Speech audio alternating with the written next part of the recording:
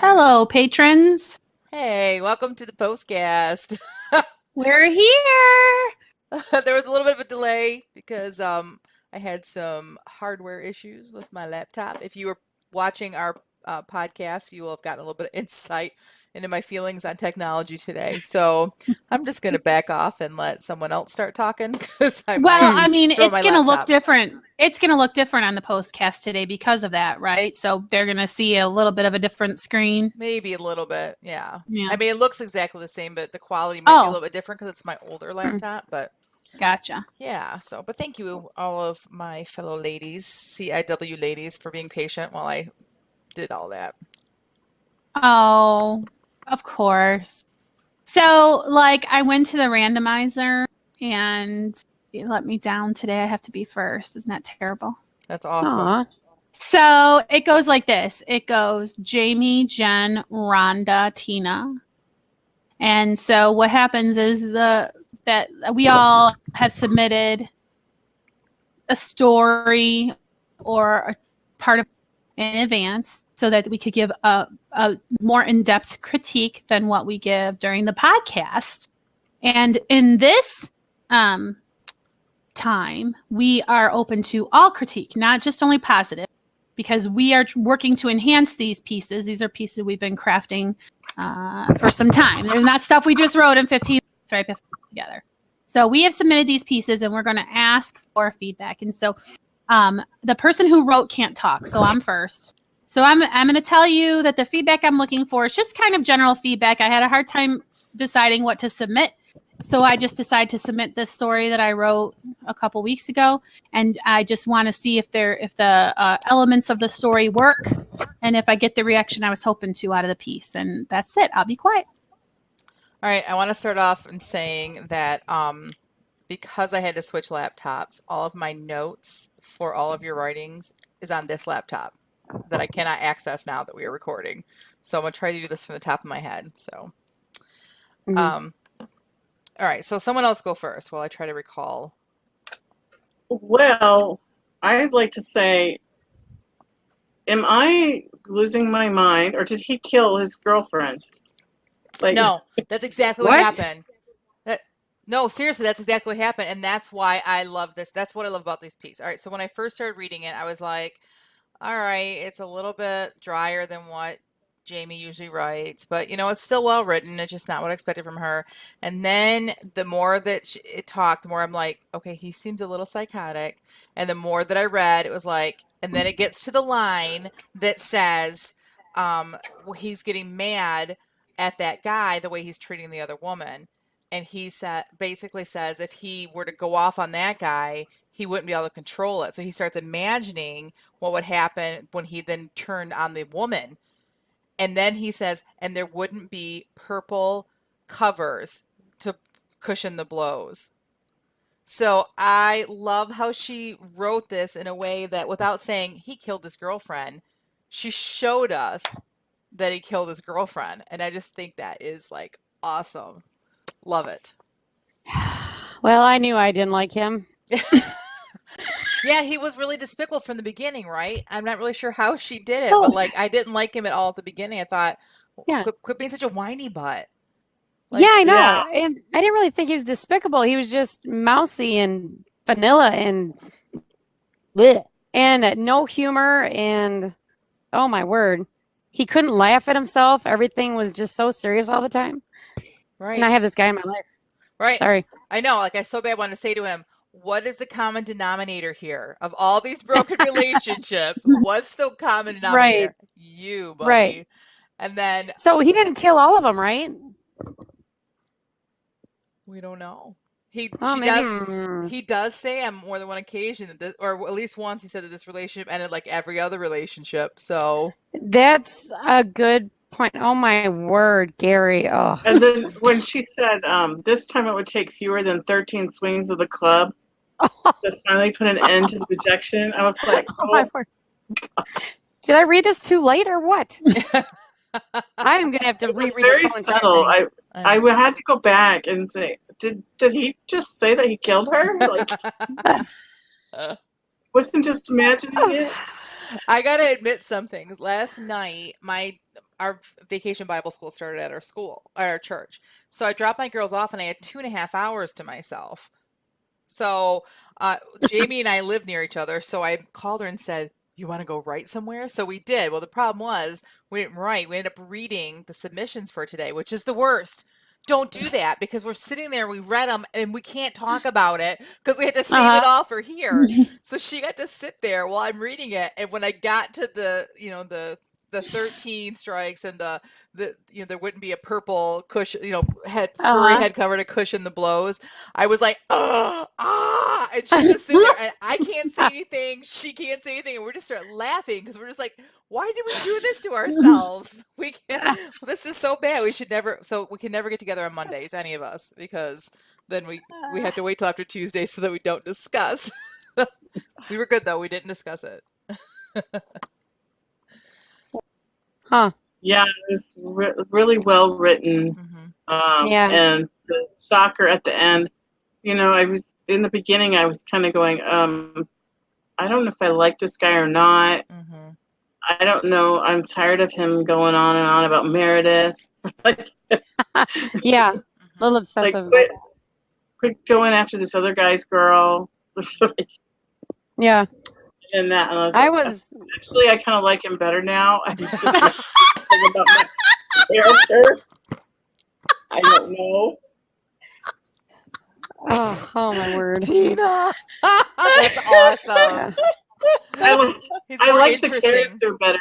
Not that I like him. Do you know what I'm saying? I like the character's more interesting to me now.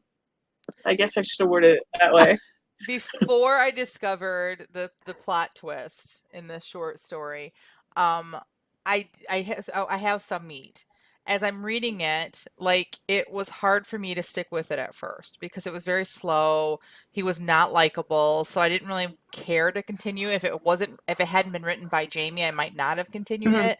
But now that I finished it, I look at it like what you said, Rhonda. Like he was just so vanilla. And then he ends up being this psycho. And so to me, that was well written, that you can write somebody boring that really actually isn't. But I would like her to maybe revisit the beginning and maybe some of the details, some of the descriptions and stuff maybe is unnecessary. Maybe that was what was bogging me down. I'm not sure, but something at the beginning of the story bogged me down to where I if it hadn't been her, I probably wouldn't have finished it. But it's a short story, and it picked up really fast, so it didn't take long. So that's just one reader's opinion. Other people might not have found that at all. So yeah, I really don't have any meat in this. I mean, actually, my opinions are probably going to change about a lot of my notes here, but since you didn't realize he was a murderer. I don't know. I do not understand why I just am so dumb. Okay, so. I just thought the description of Gary, he's confused yet unsurprised. What an idiot. But obviously not. Right. Okay, so I'm not even going to read my comments because they don't make any sense now. But I did like her description of the other couple, though. I assume that they are on the up and up. They just were legitimately romantic. Right. Or on a first date or something because he was kind of getting handsy with her. So I assumed it was a first date or early on. Yeah. Yeah. When she wrote golf lesson turn romantic interlude, I just really liked how she just really kind of set the scene there. I just thought that was really good. But I don't have any meat. I didn't think that there was anything extra. Apparently, I could have used a little more. I especially appreciate that. I think that this story was inspired while she was watching her own children at a golf clinic. So she's watching her kids at a golf clinic and then comes up with this. Only Jamie can do that. So there's some talent right there. Or there's a little crazy there. Either way, it's a good story. My meat is almost the same as Jen's. Just at the beginning, I didn't know if I wanted to keep reading about him. I just didn't like him. And I was going to move on to somebody else. They got really interesting. Yeah. And it's okay to not like a character. There's lots of characters I don't like, but I keep reading because at least there's interesting. So, but I don't have my notes, so it's hard for me to say exactly what I think that where I don't maybe started to lose so it. Much that I didn't like him, but that I just didn't care about him that much. Because whiners tend to irritate me. But Jamie's Maybe such a that's good it. writer, and I think that she is going to get such a following, and people are going to understand that how her writing works, and that there's it's just all quality, that they're going to come Right. across this story, and like I did, and as I'm reading it, even though I was kind of like, back in my mind, I'm thinking, but Jamie wrote this, so there's something more, there's something I'm missing. Right. So I Mhm. kept going and I kept Right. going. So Yeah. even if it hadn't been for critique for today, if I'd known it was Jamie's writing, I would have continued reading it just because I knew Jamie Right. wrote it. So there's always that safety net for her. Mhm. Because, cats turn into aliens and, things like that happen. And you just have to keep reading to find it. Cheetos have magical powers, and so do wet naps. I mean, just Right. I cannot Yeah. wait for her to release all her stories for everyone to understand what we're saying. All right. Anyone else before we let her out of the booth? You ready, Jamie? So All right. ready. Okay, you're out of the booth. So I just know how Rhonda possibly liked this story if she did not know that he killed this friend. Like, I just want to know. I want to know what you thought happened. So critique it as though it was the story that you thought I wrote. And what Okay, did you? well, the reason that I liked it is because of the characters. And I know that he's not a likable guy, but you did a really good job of describing him as a human being. And I think what I enjoyed more than the actual storyline was seeing these characters develop in a story, from a writer's perspective instead of a reader's perspective. So, but I completely agree with Jen that I continued reading it because I knew that there would be something in there, like it would be Jamie-fied. Right, Jamie-fied. That's a good word. I know. That's your new word. Well, one I place guess- where I almost cut him dealing with the clerk. I think that might have helped because in revision, I'm like, well, it doesn't really matter. Except I really liked that the clerk had the same smile face backup. And then in revision, I'm like, well, because this is the feedback I was wondering if I would get, right? Like, do people even want to read long enough to get to the Shattering Moment? I'm sorry, Rhonda. I asked you to say something and then I interrupted you. Were you still? No, you're good. Keep going. So yeah, so I did wonder about that. But then as I looked back on it, I'm like, well, it's all kind of like hinting that he's just not right in the head. So I just don't even know about this. So it's interesting to hear your feedback because you wonder, it's like a sleeper of a story, right? Like kind of like those cars that go really fast, but they don't look like they're gonna. And so there may be a few details I could chop out. In fact, as Jen was reading it, you know how you pull up something because someone's reading it. I'm like, well, maybe it's not so important that there are speakers playing music. Maybe I could cut out like that line and maybe it would help. But it's not really the kind of change the action or the pacing, I don't think. But so anyway, the point is I really value that feedback and it will help me look at this a little more critically before I publish it. If you want to keep the character, in my opinion, he has to matter. And maybe we don't need to know how he matters, but like say, for example, if you keep the guy behind the counter, maybe as he's talking, he's taking one of the drivers and just hitting his palm with it. So we get it now. We've read it. We'd be like, but the other someone reading it would be like, why is that important? But things like that stand out, like, and the reader's like, why is that in there? Will keep us engaged, and then we later on find out what it is. Where he just is kind of there and he's ignoring the guy, or if you want to keep him ignoring the guy, have the guy talk more about how angry it makes him when people ignore him, and then Meredith ignored. You know what? That's funny too because I erased the part where he was like, well, I guess his sticker on his name badge is what's going to do all the smiling. And so sort of like, but yeah, so. This is the kind of story that it's fun to go back and read it again and find all those little hints that you missed the first time. Right, now that you know the ending. But you all make a really good point. I mean, if the reader is not going to ending, this is exactly what I was wondering or concerned about, or however you want to say. So perfect, because you told me exactly what I wondered, and I have some decisions to do before I decide whether or not this will be actually published somewhere or something. Mm-hmm. So thank you. Awesome feedback. All right. Who's next? I would on like the to say random that I drove for 15 hours yesterday before I read the story. In your defense. Well, and I do appreciate too that you felt my characters were well developed and you appreciated that, because definitely.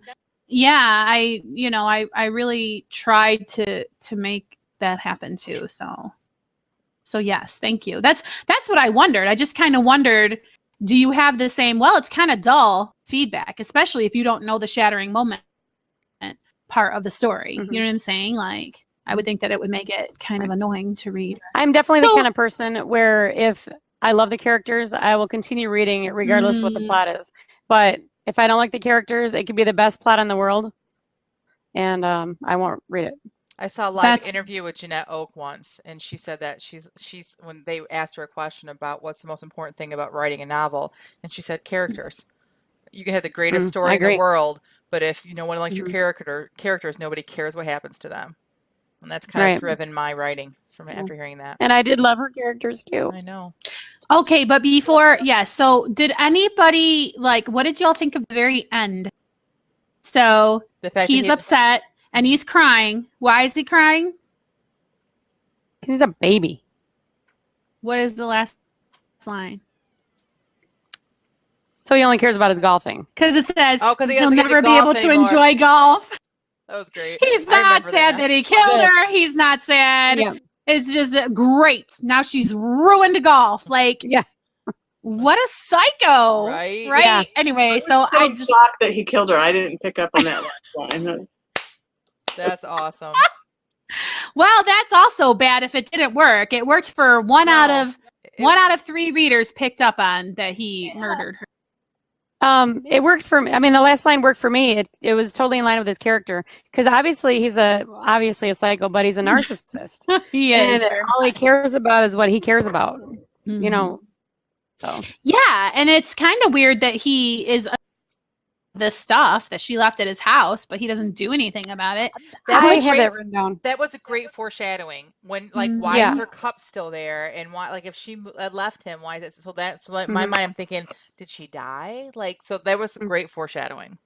Yeah, because I'm like, why would you not get rid of this stuff anyway? The whole thing was sort of a evolutionary situation anyway when I wrote it. So okay, so thank you. I've had enough. My back is very fed. Thank you.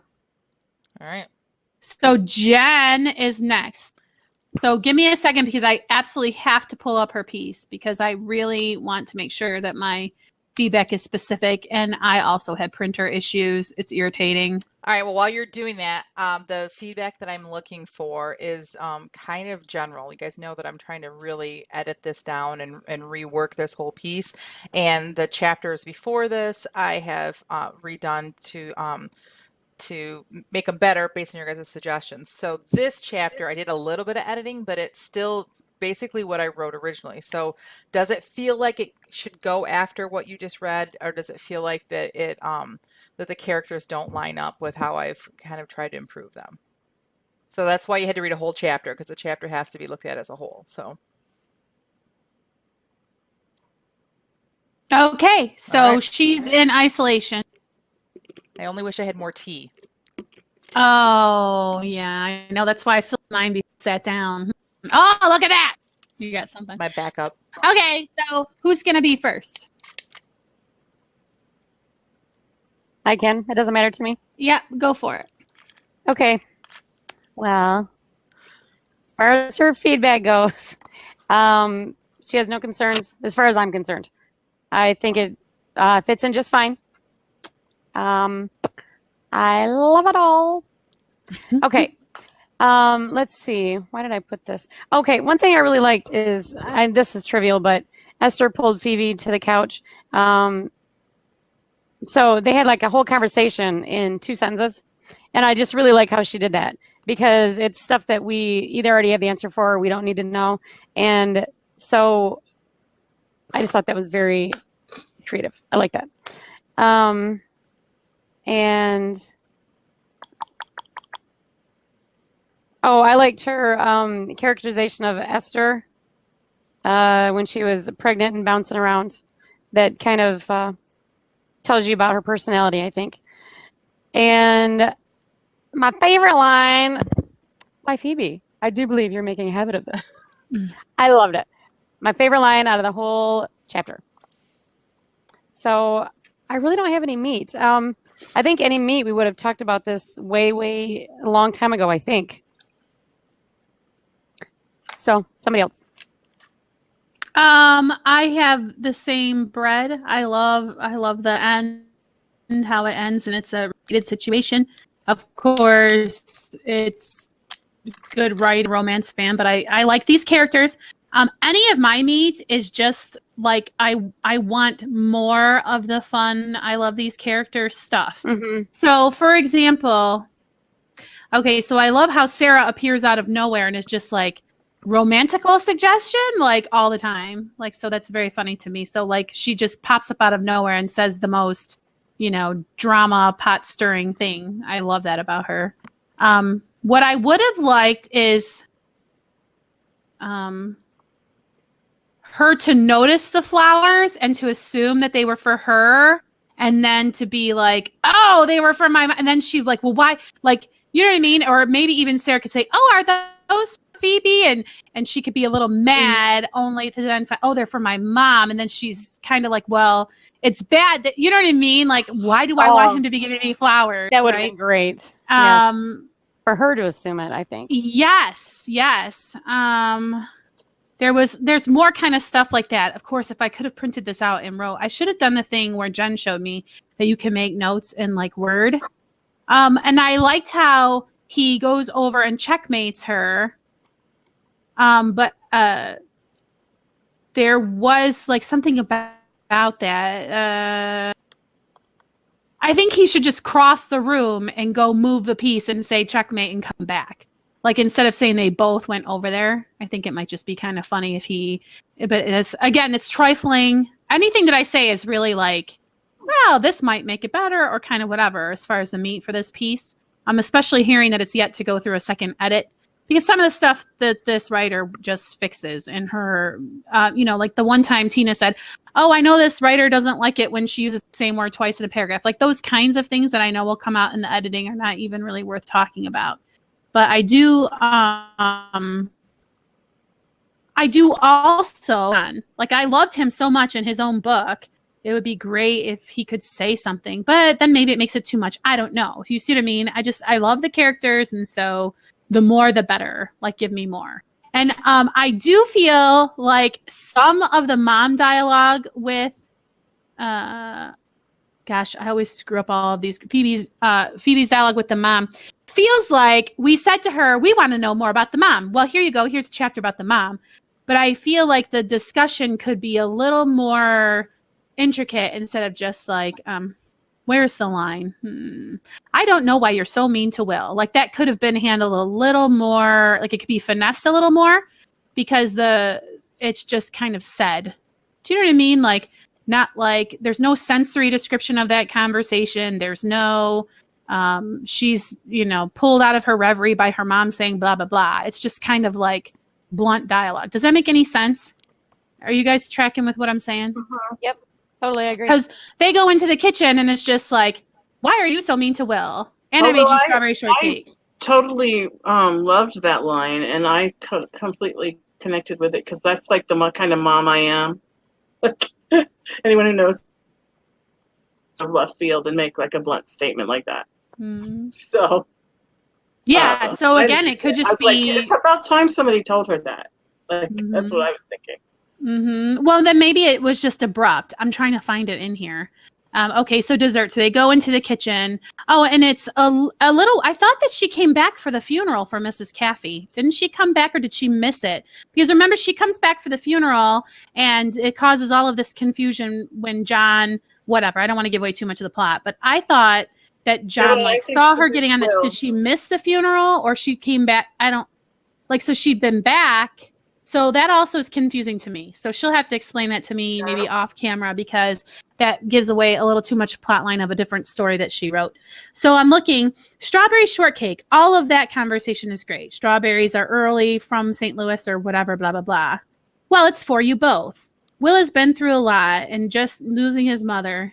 And it just kind of seems out of left field. So now she's like chastening Phoebe for, that's what it is. It's all in the same paragraph about how, well, I made this wonderful cake for you and also for Will. And by the way, why are you so mean to him? Like, it doesn't feel like there's any appropriate transition or build up. And Tina is saying that she's just that kind of a mom. But I don't see Mrs. Caffey or this lady like that, because she's been so like, I mean, pot calling kettle black, possibly, because she's not being tender or gentle with her daughter, giving her this harsh feedback. And so I don't know the mom, and I don't know the mom well enough, because I expected her to be one kind of a lady who's going to go bend over backwards to make this nice meal for a soldier. But then she's just randomly scolding Phoebe. So whatever. But then I'm one reader out of 4, and I'm the only one with that feedback. So I could be wrong. And that's it. The bread, I mean, I don't know how much more good stuff I can say about this writer and what she submits. It's all very good for romance. Very, very good. And just because I don't pick up romances, I have nothing really against them. I do. The secular ones, they make me crazy. Like, I don't need to read that stuff. You know what I mean? Secular ones, the not clean ones. Blech. All right. Anyone else? I've been talking and talking. Yeah. I really love this section. I felt like it followed the first section really well.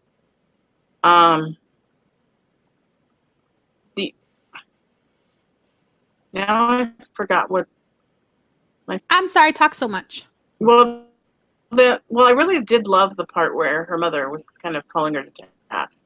Like, I really did like that part. That was one of my breads. So, and also I loved the ending, like where she had to fall into his arms again, and it's like they're making a habit of this. I love that part too. There was just a little bit of bread. When they answered the door and he gave him the flowers, and then all of a sudden they were sitting at the table.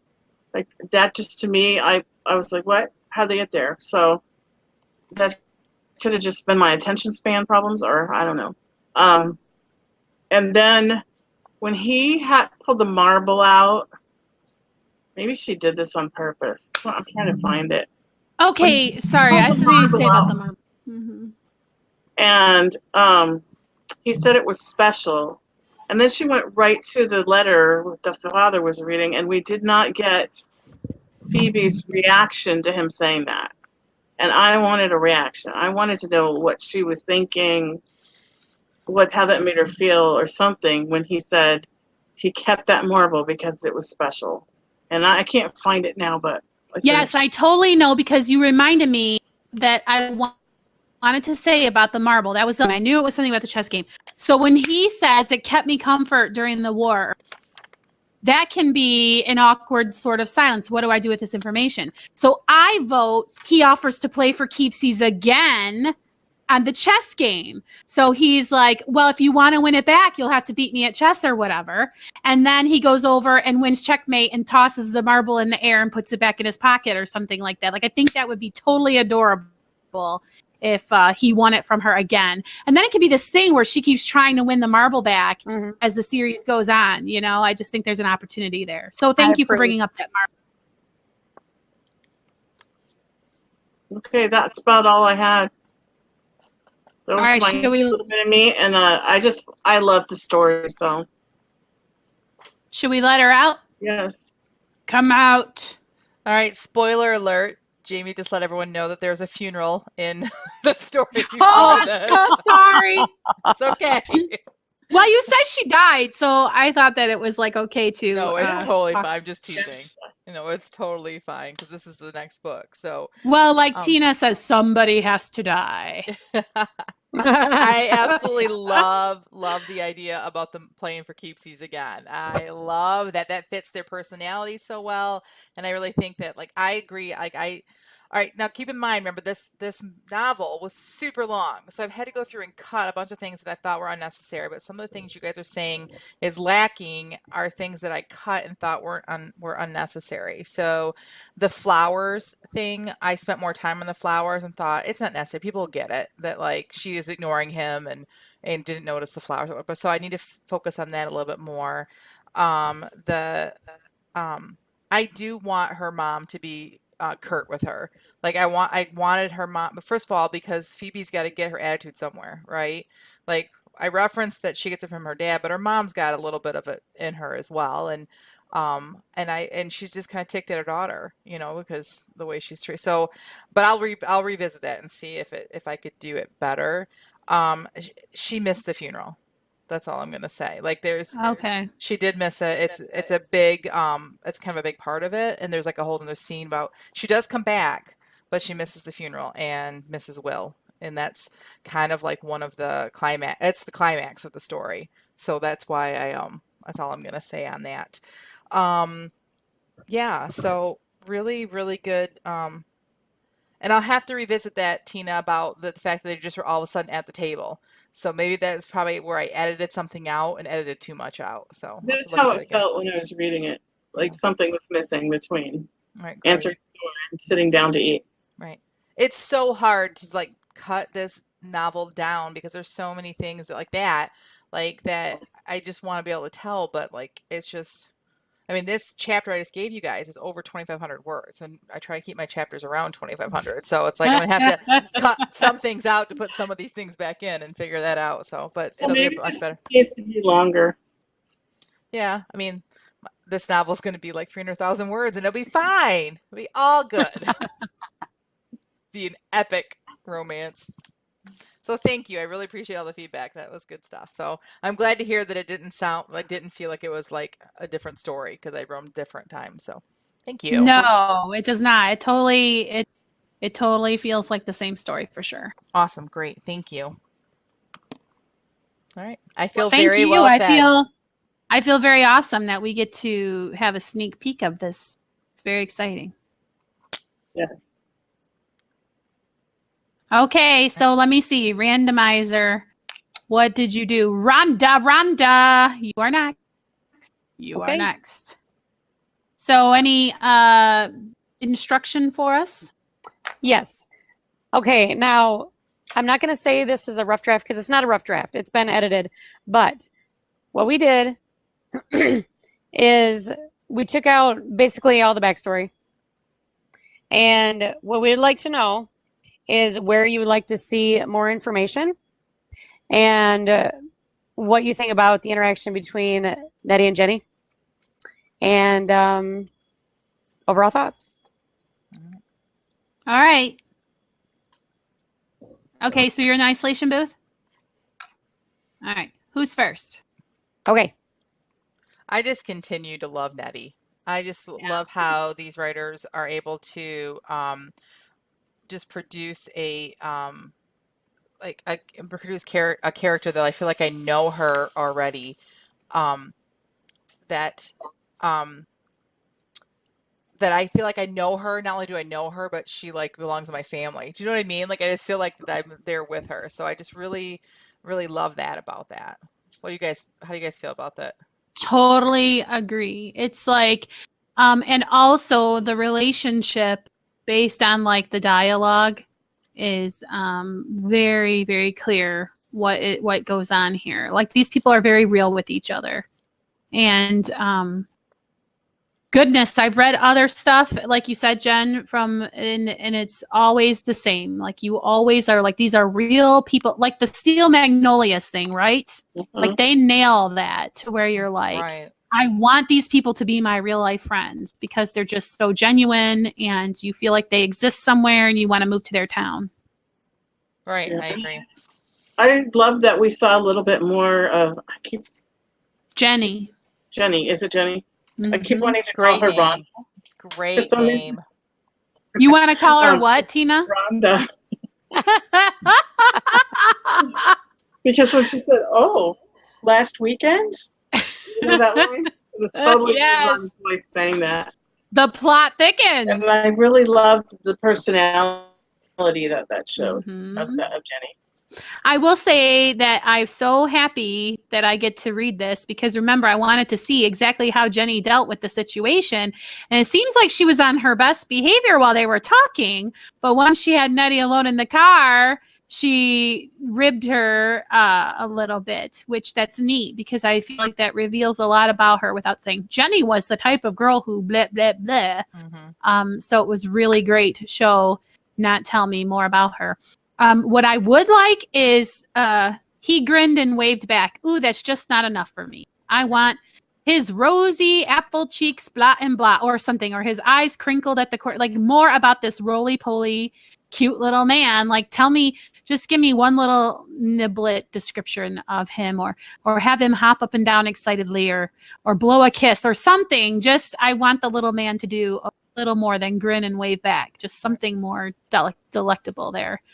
And I like personality more. Say what? Something that really shows his personality more. Right. That shows how eager he is, right? And I love how she calls him a young man. You're blinder than I am. That's like one of my favorite parts. In fact, she's just been blinded by the eye doctor too. So she's not even like old lady blind. She is blind like by prescription. And she's like, oh, it's just funny because Jenny's trying to rib her. Who is this young man? And she's like, rah, rah, rah, rah. Very funny. Right. And I feel like Nettie is the kind of personality that just kind of like takes life and rolls with it. You know, I mean, she drives a scooter where she goes and she's just kind of like a real hip, like grandma figure. But like this guy is flustering her and Jenny is like just taking advantage of it. And I love that. What I would have liked to have seen is I feel like there was a giant jump from the scene we read before this to this one. When I first started reading it, I thought we're missing something. Like she's not giving us the chapter between this. Like I felt like we'd missed something. So she's asking if there's stuff that we need. And for me, I need something more to bridge the two. Like if she doesn't want to give the whole conversation between them, okay, but I need more. Like I feel like it just is awkward as a reader to like, oh, here's this little short guy in the next scene. Like we don't know anything about what was said. There's not even like them thinking back to the conversation. I need that bridge for myself personally. Gotcha. And I love how she says, you cut him off awfully quick. I hope you didn't hurt his feelings. She knows that the grandma doesn't care. I know. Anyway, it's just so, I just love it. It's just so, I'm digging at you. But anyway, I wonder how I feel about that. Well, he seemed happy to run into you. I think he would have liked to talk a little longer. Yeah. Anyway. So how long did they talk? That was when I read that. I'm like, well, how long did they talk? Right, what was said? Did she just jump in the car and then not say anything to him? Did she act like she didn't see him? Like, you know. Yes. And I like that she talks about a class reunion and told me about seeing your old friend and the girls you ran around with in the day. But I don't remember anything about a guy. Seems like there's more to the story than you're letting on. So it's a tale for another day. He should be going back, whatever. So, and I also know that she doesn't push her too hard. Like, I mean, the whole thing, I'm just trying to figure out if I agree with you or not. Like, maybe even if the end of the last chapter was a little more of like, Nettie, but Grandma did not turn around. Because remember, we did not like the end of the other chapter. Yeah. Because whatever, it was a head jump that we didn't like. So if maybe it shows them ignoring him as he's maybe waddling after them down the road or something, and they just get in the car and drive off or something, that might fix it for you and also make me happy because I want more of him a little bit. So I'm sorry, Tina, do you want to talk? I'm talking and talking. No, it's all right. I pretty much agree with Jen. Now that you mention it, I was like, what happened to the conversation? I actually opened it up and was looking back, like, where did I miss the conversation with Nettie and the guy? And then when you said that, I realized, well, I didn't miss it because it wasn't there. So, yeah, I really would have liked to see, or at least tell us that she didn't talk to him and she, like, blew him off and run and jumped in the car or something. All right. That's all I got. Yeah, and it was the mention of the car fishtailing is like, you're telling us that it happened by saying she managed to get out of it. I would have, the car started to fishtail or whatever, like I would have liked it mentioned before the correction. But that's it. That's my final, and then my final piece of bread is just what a delight. This whole little book is going to be just delightful to read, I can tell. Yeah, That's a it. lot of fun characters. Mm-hmm. All right. Okay. All right, Rhonda, you're out. Okay. Thank you very much. I appreciate all the feedback.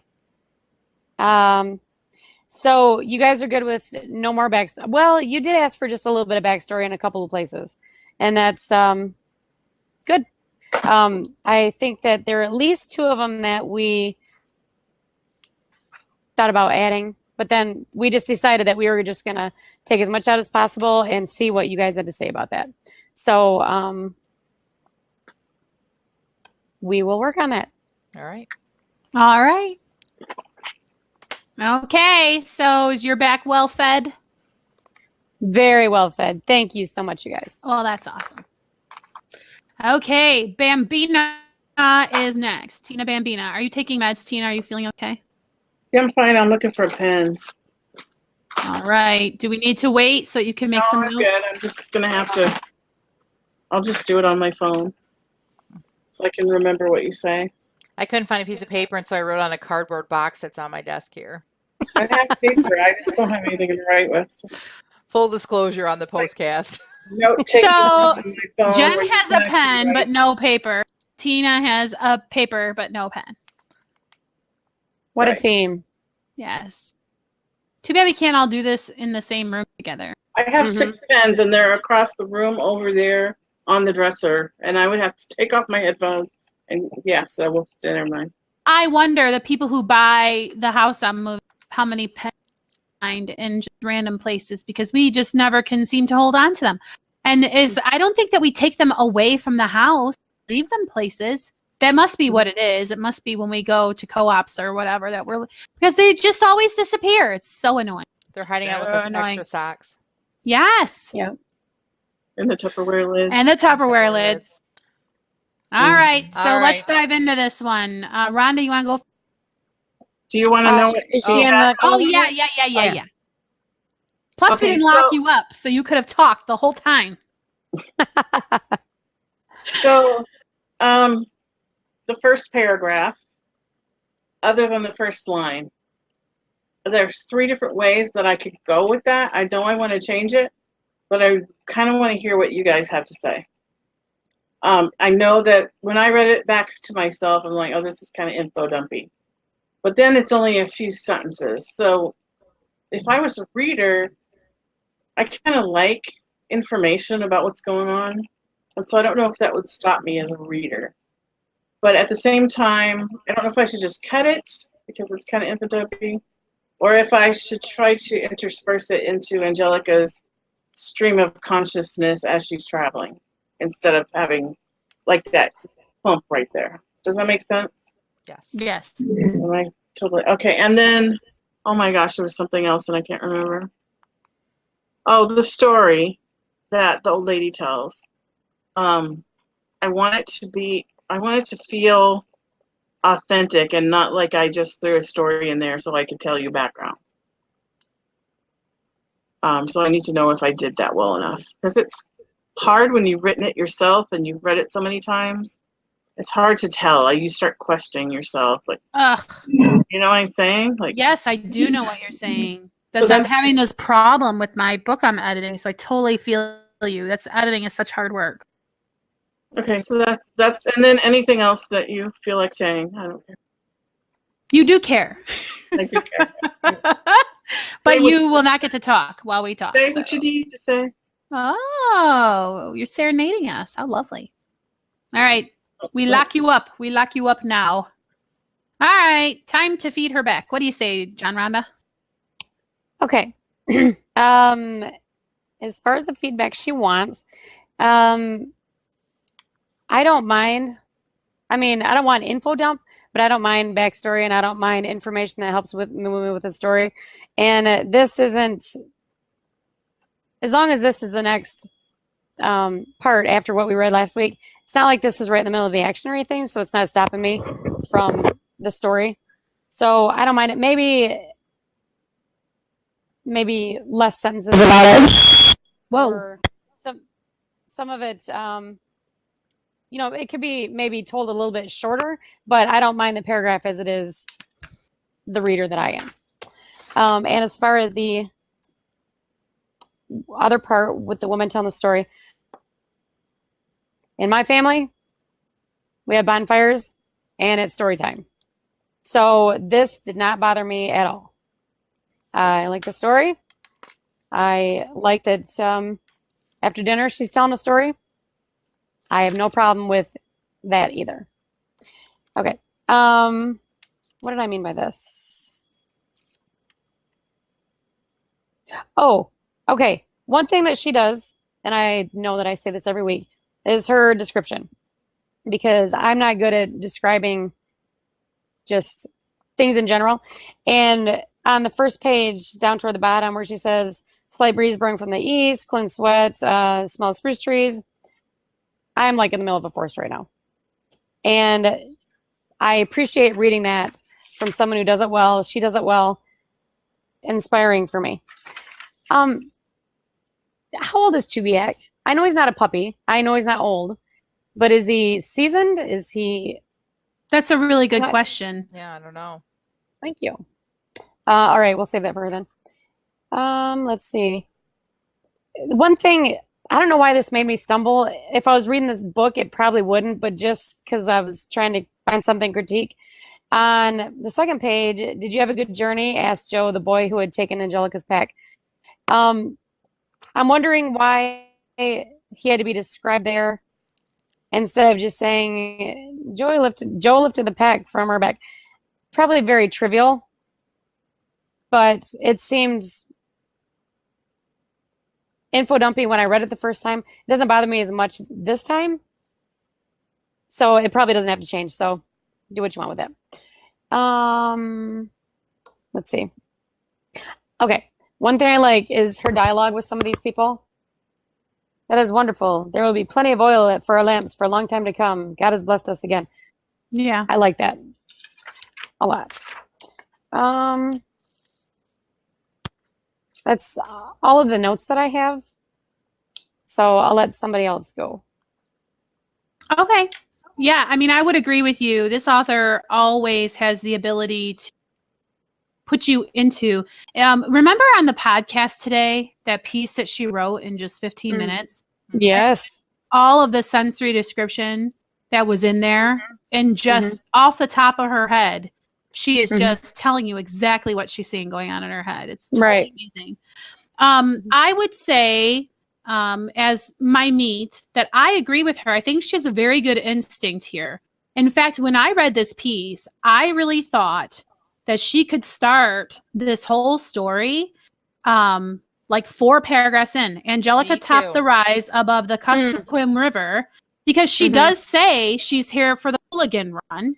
And I personally don't care about why there are so many hooligan or why there aren't, unless it has something to do with the prophecy or the journey that she's on. Right. Like if it's just to kind of set a time, like maybe because I'm not a person reading it because I'm an Alaska fan, but I really could have done without all of that. And I think that it would start so awesome if she pauses at the top of the river to take a break. Because then that whole paragraph right there is like, this is the great writing that I love. The Kuskokwim was much wider and slower than the turquoise, making it ideal for netting hooligan.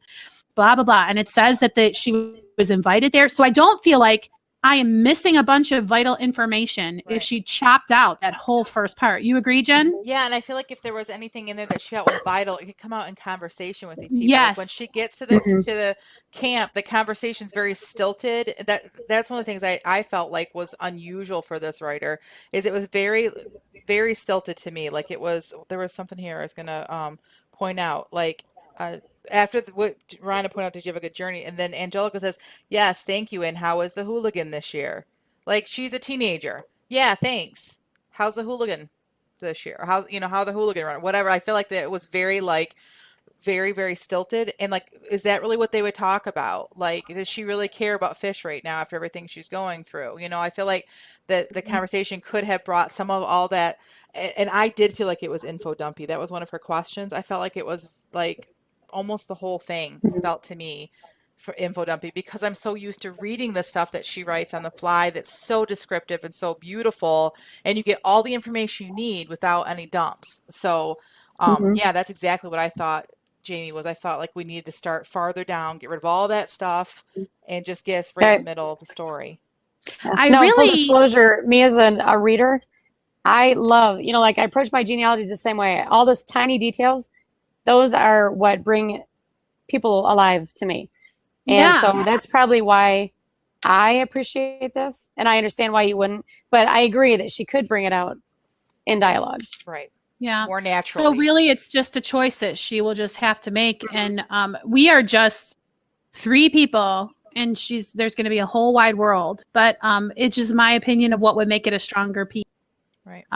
Just my opinion. So yeah. I really miss that awesome descriptive writing, particularly when it comes to the meal.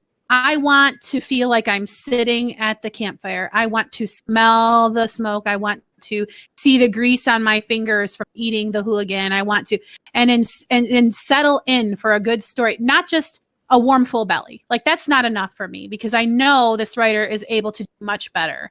I really want it to say, all those things that I just said. And then when the lady is telling the story, I think, again, her instincts are very good here. She doesn't like what it is, but can't put her finger on it. And what I personally feel it's missing is stuff like how the lady acts as she's telling the story. Like, she'll get down right to a child and say, but a little boy, or you know what I mean? So like, she can talk about how the lady is telling the story, and she doesn't have to write the whole story, in my opinion. She could put this much of the story, sentence. Angelica reflected on what she already knew about this, or little interspersey. So she doesn't even have to tell the whole thing, because we know the information. Wait, so she can be very choosy. Oh, I don't know. That's my question. All right, so we've read different versions of this story. So my question is, did she get rid of the prologue? The very first thing that we ever read of anything of her writing was that I love that. I hope not. It's the best thing she's ever written. And I know that she got some feedback from some people in a beta group that didn't like certain things about the prologue, and that was garbage. That prologue was gorgeous. And I feel like if she's taken that out, then she's going to have a hard time, I feel like, bringing that information back in a way that is natural. If it were me, if I were the writer, I would bring the prologue back, just stick it at the front, and then do what she's done with this story so far.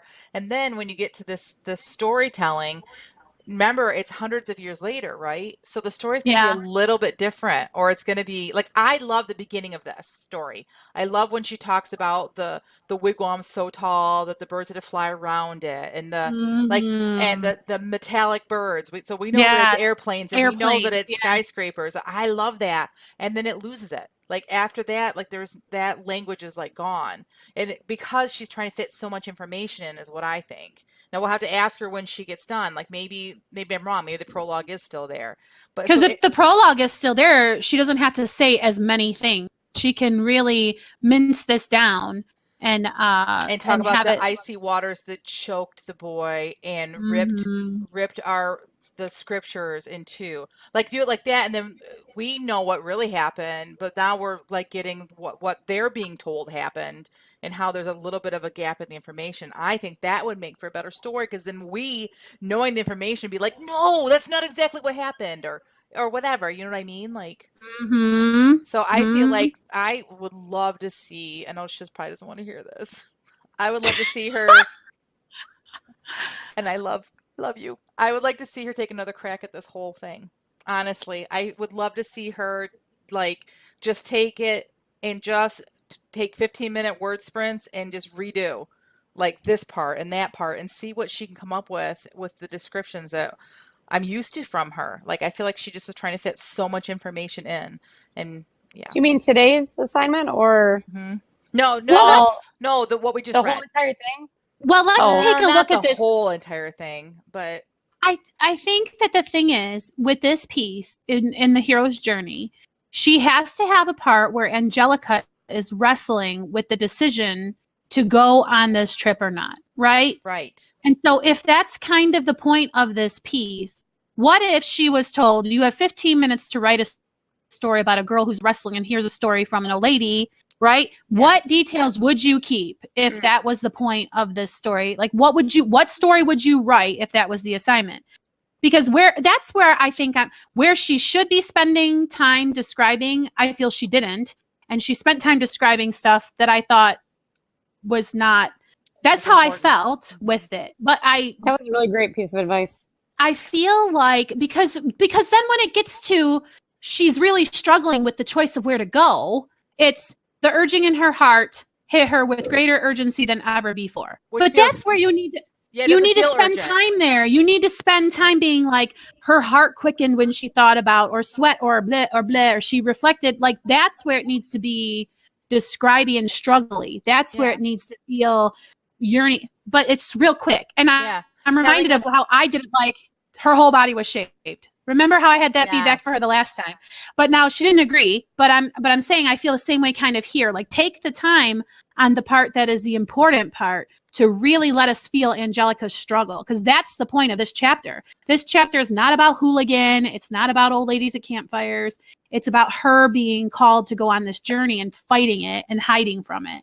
And I loved your advice about stopping the storytelling to give description about the old lady and how she's telling it. And what if at one point the old lady turned to Angelica in the story and said, "But there will be a chosen one."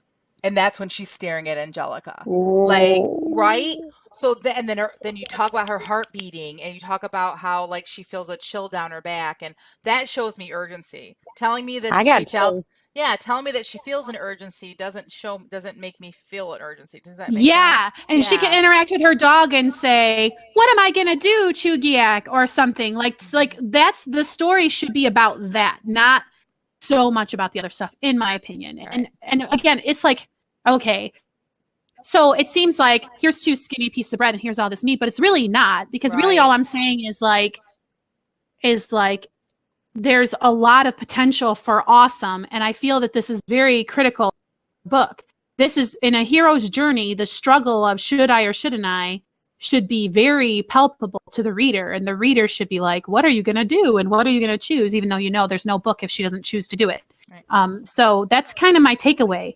The writer is completely capable of doing it, or I would not suggest that she would do it. That's what I was going to say. I don't think I would be so like in your face adamant about this is what I think you should do if I hadn't seen so much from her that is just so like mind-blowingly like just descriptive and great and just get you in the middle of the story. And this, like you said, I feel like this is an important chapter, and I know she has it in her, and that's why I can't wait for her to come out of isolation, because I want to ask about the prologue. I really think that's the problem, but I could be wrong. But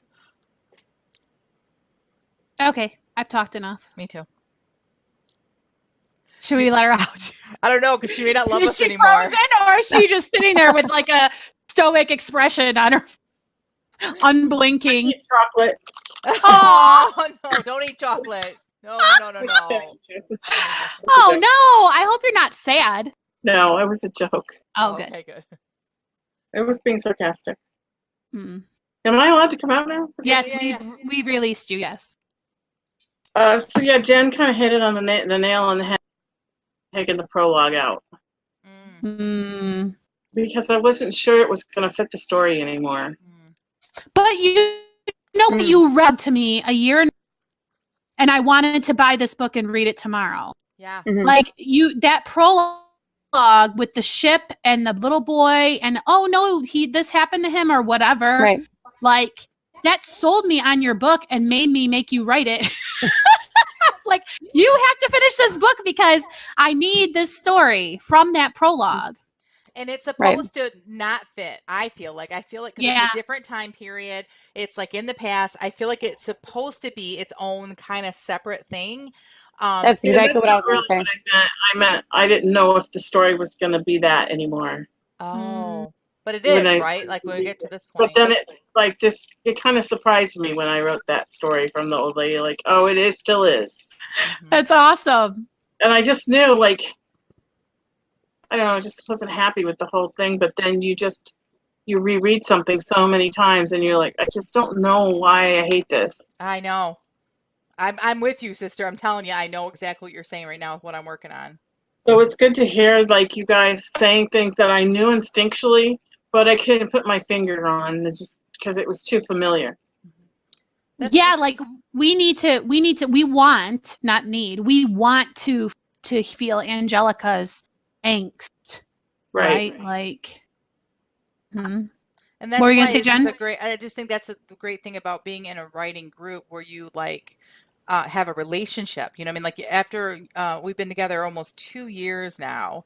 You know, coming up on Wow. 2 years, and we know your writing, and we know you, and there's a relationship enough to where, like 2 years ago, I would never have told you need to rework this, but I know that, like you know me, and you know how much I love you and your writing, and I know you, and I know what you're capable of, so I don't have this anxiety about sharing with you. This is what I think you should do, because I know that if you think I'm wrong, you'll tell me, or you'll just ignore me, which is totally fine. But I feel like that as your friend and as your co-writer, I have to tell you, like, this could be so much more, because, and I just knew that it was the prologue. I really did, because you're trying to replace the prologue, and that original prologue, not the rewrites, whatever, that original prologue. I honestly, in my heart, believe that's what you need to go with, but that's Yeah. just me. And so then there's this other conundrum where, I don't know, maybe I just need to throw out this whole idea that a novel in my genre has to be 80,000 words. Yep. Mm-hmm. Because this is what's getting me. I feel like I don't have enough words. You know, like I don't have any more story to tell suddenly, and then I don't have enough 20,000 words in my first act or whatever. And so that's some of it. Like I'm under this pressure to get more words, and then maybe I just need to take that pressure off myself. Mm-hmm. Have you ever thought of your chapters as like writing prompts, as like write a story about this topic, and then however long it is, that's how long it is. I mean, you write until you've said it, right? I mean, Right. Because you can always go back. Remember, we talked about that in the podcast today, that you can always edit a page with writing on it, but you cannot edit a blank page. So let's say you write it and you're following the hero's journey, so you're going to be hitting all the points, and then you finish it and you look at it and you feel like, I feel like my first act is not strong enough. Then you go back and you work on that. You know what I mean? right. Don't worry about it now. Don't worry about numbers now. Yeah. And I think that you're going to find, if you write the story that God is giving you, it's all going to work out. And in my, I was talking about my devotions in the podcast, and how I've been talking to God about my story, and He's given me some ideas too that I can add in there.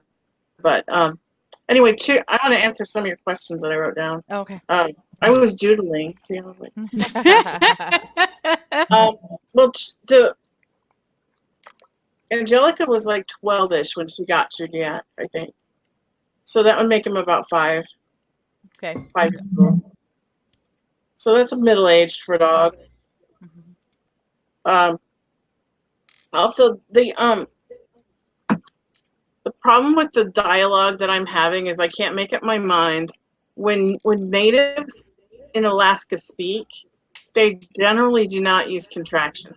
Oh, good to know. Okay. So when I get myself in the head and I'm trying to think like a native, how I know they talk, I tend to write without contractions. And then sometimes I'm like, oh, that sounds, like you said, stilted. But that's how they sound. So it's kind of like, do I want to sound that way because that's how they sound, or can I soften it up because they don't have to sound like natives, because this is my world. Right.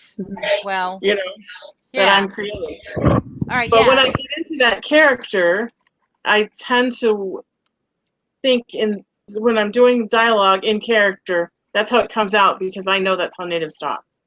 Does that make I sense? think, yes, and I think that it's very well demonstrated. That is wonderful. There will be plenty of oil for our lamps. Like, I totally can get that because I've seen Native American Indians. They also are very much formal when there is lots of harvest or Right. whatever. Like, I hope that's not stereotypical or something, but like I have seen kind of that same thing depicted that way. So, I mean, I don't know. Possibly if you went through and made this a sensory experience like that short story you wrote earlier, the dialogue wouldn't even make a blip on the radar because agree. we would be lost in the story and reading along happily, and the dialogue would just be what it is to us, and it wouldn't trip us up as much. I agree. Right. Because immediately following, I see a sentence that I didn't even discuss when I was giving my feedback, so I hope that you're not upset. But okay, none of the children asked about her hair, although she showed Oh, yeah. she saw them glancing at it with curious looks. There again is a place that you decided to just take your paintbrush and go blip when I want to feel embarrassed, or do they care about my hair, but you just kind of say, well, they didn't really mention her. Like the hero's experience would be so delectable to me for her to wonder or feel ashamed or wonder if she should have worn a hat or blah, blah, blah. And instead it's just kind of glossed over. And I Same think thing it with the took- old lady. I think it's Yeah, a I great added spot that for in the later. the That's kids fun. to sorry. I think it's a great spot for kids to be kids too. For them to like just like say something completely inappropriate, like without filter, like what happened to you? Like I feel like that, like, and then do what Jamie said. Like I feel like that's like more realistic than, oh, they looked at her curiously. My kids are very laid back and have pretty good manners, but I'm sure at least one of them would have been like, what in the world? So Yeah, I thought about having one of them like go up to the mother, not the grandmother telling the story, but the mom, and like how kids whisper, but they don't whisper. right. That's a great idea. Yeah. But see, the head shaving thing happened after I wrote this, and I went back and threw that line in there with the idea that I was going to go back later and flesh it out. Okay, that makes sense. So that's So like I did go back and edit this piece, but with the idea that this was a first draft, and I knew I didn't like the first paragraph, and I knew that at least the first paragraph, and I knew that the story with the old lady just didn't quite like. I liked it. I like what you guys said. I really liked the beginning with the skyscrapers and the steel birds. Yeah, but so then the good. rest of it just didn't excite me, So all right, well, I mean, you could be like, a child jumped up and threw his arms out and circled the campfire. A teenage boy who obviously heard this song a million times poked at the fire with a stick. Like, you know what I mean? Like, you can add little things in there that help to put us at the fire listening to the story. Right. All right. Okay. Sorry if I'm beating a dead horse here. Tina, look, you're when you wrote that podcast story today, I was just like, wow. And that, like, I just want that here. How do I get that experience into this scene? Mm-hmm.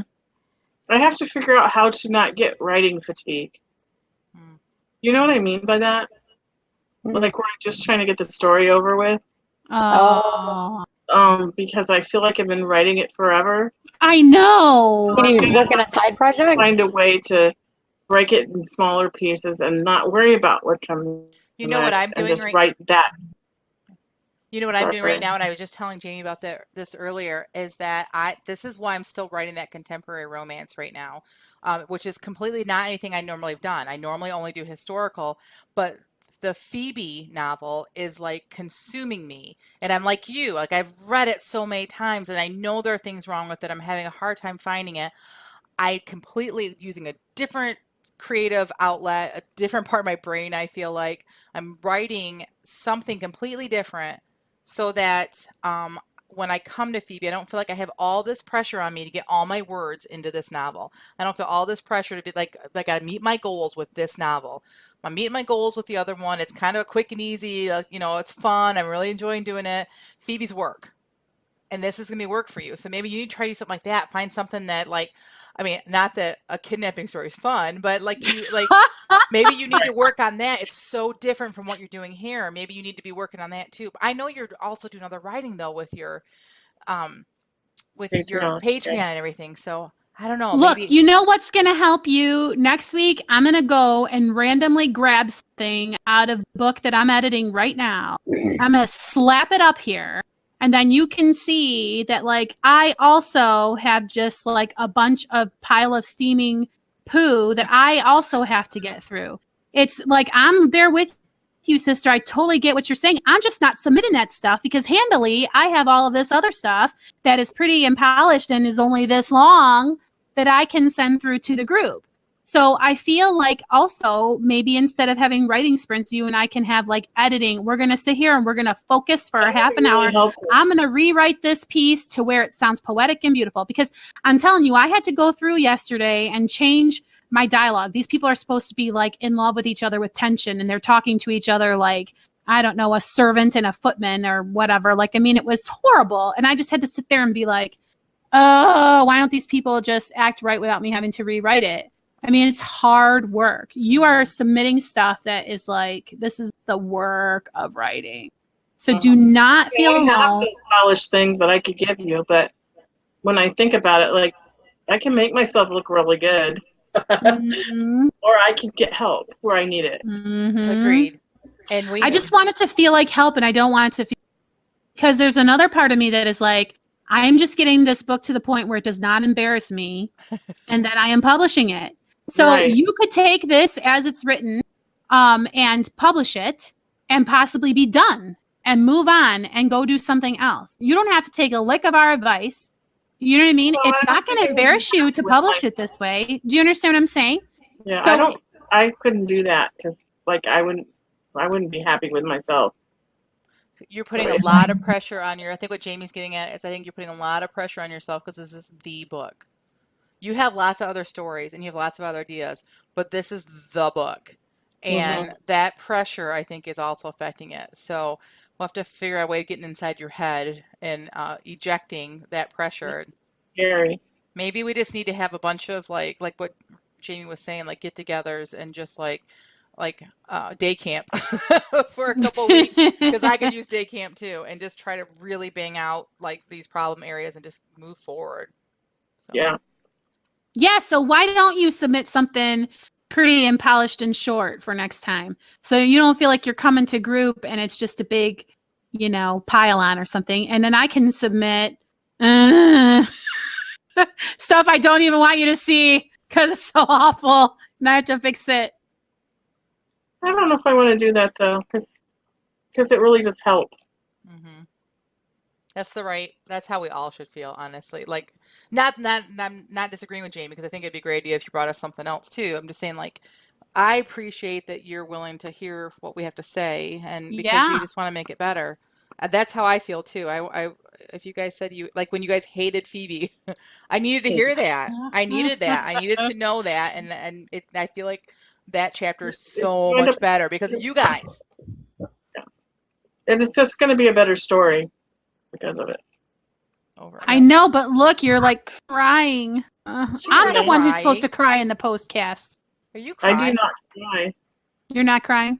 No. It's a mosquito flying around. I am not crying. No, there's some mosquitoes. I'm going to cry if I don't get to the bathroom soon.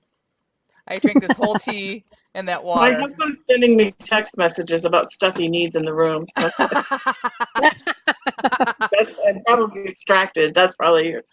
I'm in my bedroom, which I think you guys like, because I have a writing space in my bedroom too. And my husband came home from work and snuck in and got in the shower and everything. He was like all worried. So like, yeah, life goes on even while we're podcasting.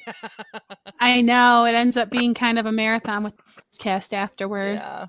So worth it though. I love you guys. I told him I thought we'd be done by 3, so he's probably freaking out. Well, tell him I'm sorry. It was all of my tech issues, and I apologize. Well, I'm glad that everybody tuned in to watch the postcast. Tell your friends that they're missing out if they're not here. All right. Well, that's it for today. All right, we'll see you guys next week. Bye, guys.